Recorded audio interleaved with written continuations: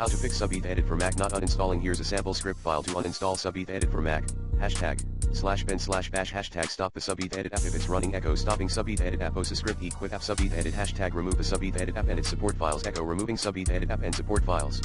rmrf/application/subEthaEdit.app rmrf/library/application \support/subEthaEdit rmrf/library/preferences/com-coding-monkeys.subEthaEdit.list rmrf/library/caches/com-coding-monkeys.subEthaEdit. Echo SubEthaEdit has been uninstalled. To use the script, simply save it as a .sh file on your Mac and run it in the terminal using the command /filename.sh.